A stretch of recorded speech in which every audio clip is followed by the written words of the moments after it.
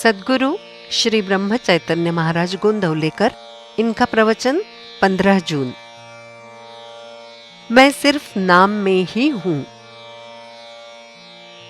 कोई आदमी कितना ही बड़ा हो, पुराण और प्रवचन बहुत अच्छे ढंग से कहता हो, लेकिन यदि वो नाम स्मरण में न रहता हो या उसकी संगति से भगवान का प्रेम निर्माण न होता हो, तो उसे कभी संत नहीं कहा जा सकता।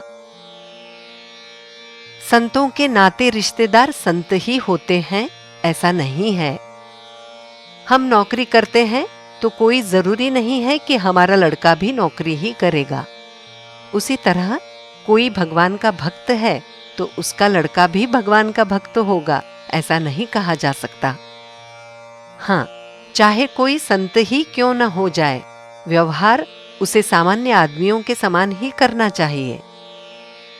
चाहे जैसा आचरण करना, संत का आचरण नहीं होता। अत्यंत निर्भयता ये संत का पहला गुण होता है, क्योंकि सर्वत्र मैं ही व्याप्त हूं, ऐसी भावना होने के बाद भय के लिए कोई जगह ही नहीं रह जाती।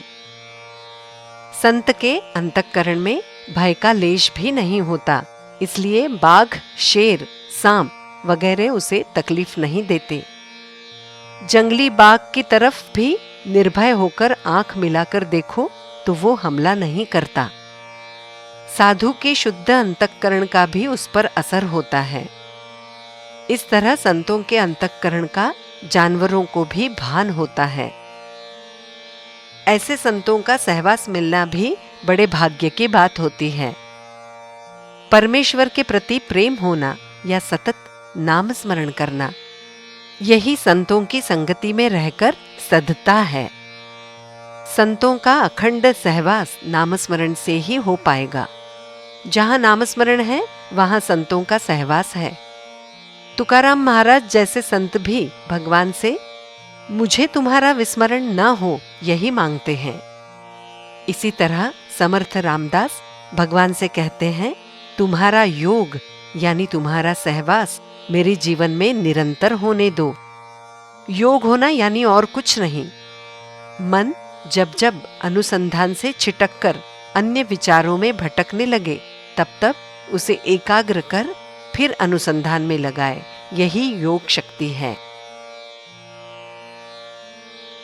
हुक्म कितना भी सख्त क्यों न हो, अगर उसके नीचे हस्ताक्षर नहीं होंगे तो उस हुक्म का कोई मतलब ही नहीं होता। साहिब के हस्ताक्षर के कागज का महत्व होता है। नामस्मरण सब साधनों में हस्ताक्षर जैसा होता है।